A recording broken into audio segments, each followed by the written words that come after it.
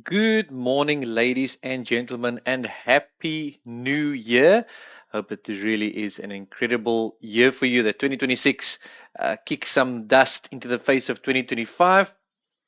This would be my first clip uploaded for this year, and I think it is quite an exciting one.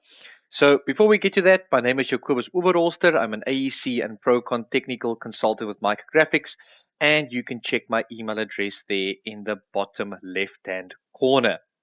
So what are we looking at for our first clip for 2026? Well, that is the SAF format. So this clip will cover or look at what exactly SAF is. So without further ado, let's jump into some of our theoretical content for this clip, and then we'll look at the the practical application or the practical use of this specific format. So, what does SAF stand for? And that is the structural analysis format. So, it is an Excel based open exchange format, meaning that the template itself is actually developed within Excel, within the Excel program, and you exchange data through the creation of an Excel spreadsheet, or a set of Excel spreadsheets with very unique column headers, sheet names, and so forth. It is in development, or it is being developed and has been developed by the Nemetschek group, and they also develop the SIA engineer program. And essentially, it is what the IFC format is to the architectural industry. SAF is trying to be for the structural analysis industry. And so the idea behind SAF is that it is a format with which you can share data between a multitude of different programs, hopefully one day without any sort of restriction. Not that there are major restrictions. The current restriction is basically just whether or not a particular program supports the importation of the format. You can access the SAF guide, which we'll look at shortly, by going to that or using that URL over there. It will basically take you to the front page of the entire SAF guide. And like I mentioned before, the idea behind this is that data, well, first and foremost, rather than just data being shared, the data for the template can actually be extracted from output files. Now, most of your analysis programs can create a text-based output file that essentially captures the entire model, as well as its loads, and in most cases, the results as well. If you think of something like Procon Frame, if you go to that output file, it is a text-based output file that records all of the model data.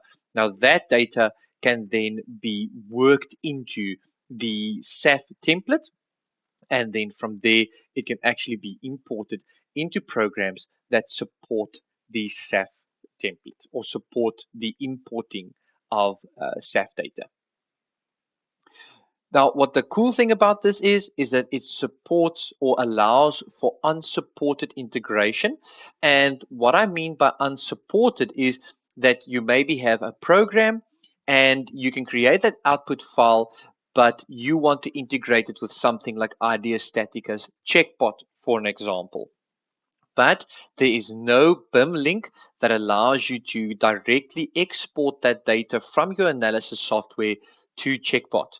Now, the cool thing is because checkbot supports SAF, if you have a way of taking that output data from your analysis program, converting it into the SAF format, you can actually import that data of your structure analysis program into checkbot and work with it from there. So it basically allows you to bridge between different programs, as long as they support SAF, of course, if there isn't any formal integration. So right, let's look at the website quickly. So that link that you saw in the PowerPoint presentation, it will take you to this page over here. And you can see that all of the relevant information regarding the SAF template is recorded here. So each one of these, every single one of these lines represent a Excel sheet, actually within one Excel file. Now, don't be alarmed. You don't necessarily need all of these.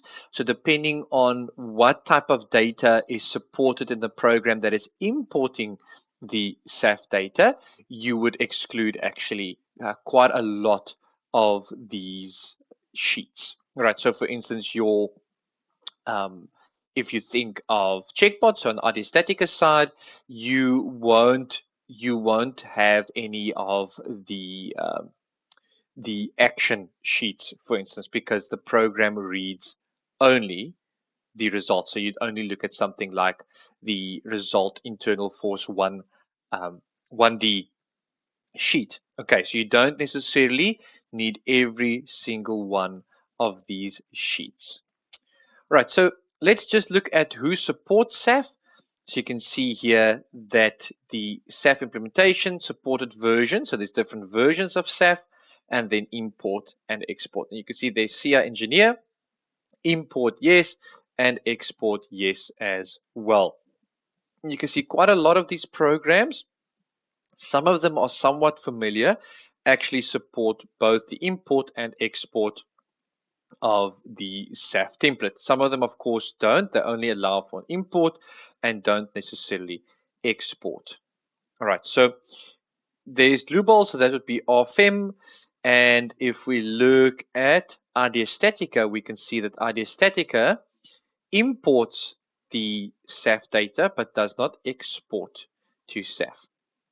What is unfortunate is that we're not seeing things like Procon here. Procon would be able to output the text-based data, but you'd have to convert that into or transfer that into the SAF template. All right, and here what you'll see is actually which of these sheets are supported. Okay, so if we look there, so structural analysis elements, you see the structural material, cross section, etc., etc. And so that is actually quite helpful if you're working with any of these programs. Then you know exactly which sheets you need and which you don't. And you can see here for IDEA StatiCa that there's a whole list of sheets that it doesn't support. So the curve member varying, rib, surface member, etc., etc. Okay, so that's quite useful, meaning that you can just exclude those sheets from your SAF template. Right, here it goes on, supports and hinges, loads, results, and so forth.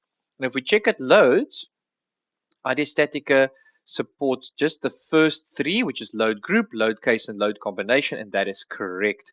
So you need those three, but the rest of these sheets you'll actually exclude.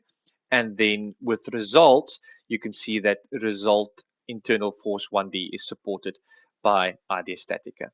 All right, so the reason why it needs actually this sheet, this result internal force 1D, references back to these three sheets over here.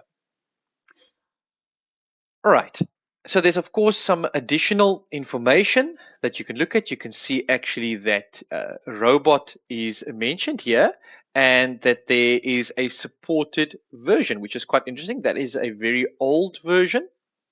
Robot can actually import that version. Now, I must admit, I've not taken a look at the latest version of Robot, whether or not it still supports the importing of SAF, but that is probably something we can look at in a different clip altogether. But you can see here that it says, so support via SAF converter. So table below shows coverage of SAF converter, independent hub where dedicated tools and apps for specific conversion of CAE model to SAF are available. So there's really a ton of information.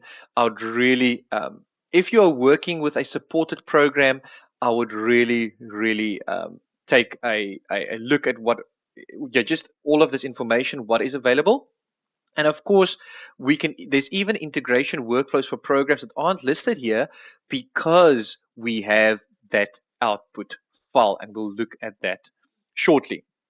Okay, I just want to quickly show you what one of these um, sheets look like. So this would be for a single Excel spreadsheet. So the spreadsheet or the sheet within Excel would have that specific name. And then here are all of your column headers. So name, material, cross-section type, shape, etc., etc. The data type, an example, and then it stipulates whether or not the data in that specific column is actually required. You can see required, yes, yes, yes. Shape, yes, if cross-section type equals parametric, yes, if cross-section type equals compounds. You can see there's the 4 different cross-section types. So if you state that the cross-section type is manufactured, you don't have to indicate the shape. You have parameters, profile, form code, etc., etc. And all of that data is available in these different links. Okay, so now let's quickly look at what this one of these SAF templates looks like. So this is one of the SAF examples. You see SAF examples, steel hall, metric, etc. Can actually be downloaded from the site where we were just now. And you can see there are those names. Now, of course, not all of those sheets are here, but you see we start off with a project sheet, a model sheet that records some information, and then we start looking at the the sheets that actually record the data that we definitely need. You need these sheets, you want them there, but now from structural material onwards, we start recording data from the source program. Okay, so you can see there's a material recorded for us, and here are the structural cross-section. You can see the cross-section type is manufactured, and there is a recognizable profile. Form code and the description ID of the profile these are just links available within the SAF template website, where you can see how these form codes correspond to profiles and the description ID of the profile as well. These are important, so you need to know how to assign them. We've got composite shape definition, structural point connection. So these are all of the nodes within your model. Then you have structural curve members. So there's a ton of data here. So this basically records all the beams and columns, etc., etc. So there's B1, the assigned cross section, so CS1, the type, and the node. So the start and end node of this particular beam, the segments, the begin node, end node, the length, geometric shape, and the local coordinate system, which is very important. This is probably one of the more complicated things to populate within the SAF template. But so it goes on, structural point support, etc., etc., etc. All right, so in this case, in this particular example, we don't have any load effects. Rather, we just actually have load group, load case, and load combination. All right, so what we're going to do with this particular file is we are actually going to go to IDEA StatiCa, open up Checkbot, and import this very specific file into Checkbot so that we can actually see the effect. All right, so in or rather in IDEA StatiCa, we've got Checkbot over there and we've got BIM links. So I want to show you the current formal BIM links. So you can see there's Advanced Steel, Revit, RFEM, etc., Robot, SAP 2000, SIA Engineer, and so forth. And of course, what we are looking to facilitate is the integration between two different packages if this BIM link, this formal link, doesn't exist. So for instance, a program that you're not seeing here, well, Sumo does have a formal link, but that link is actually being developed by, or the link is maintained by Procon themselves. But another program that you don't see here, for instance, is Strand 7. All right. So in our next clip, so the clip that we'll release after this one, is we'll look at actually creating that SAF template from a Strand 7 text file using Python. Okay, so very, very cool. So please make sure that you check out that clip because that workflow can actually be applied wherever a analysis package can generate a text-based output file. But okay, so we don't see, say for instance, we're looking at some program, there isn't a BIM link for that program, and we now need to find a way to integrate with that. So we create the SAF template, etc., etc. And then in Checkbot, once you've opened up a Checkbot project, you'll see in the top left-hand corner there is a SAF import button. So import the part of structure from SAF file. So I'm going to click there, and then I'm just going to go to where that file is recorded. So let's just get there quickly. Okay, so we can see there's the file path, and there's that SAF example, that steel hall one. So this is that Excel file over there, and I'm going to click on that file and click open, and we're now waiting for that project to be imported. Okay, so CS7, I'm not sure what CS7 is. Honestly, I'm just going to assign a, well, actually, you know what? Let us open up. Let us check what CS7 is so we can correctly map it. So you go to structural cross section, and we see that CS7. Oh, okay. So CS7 is actually not given. It's actually not given any sort of meaningful information.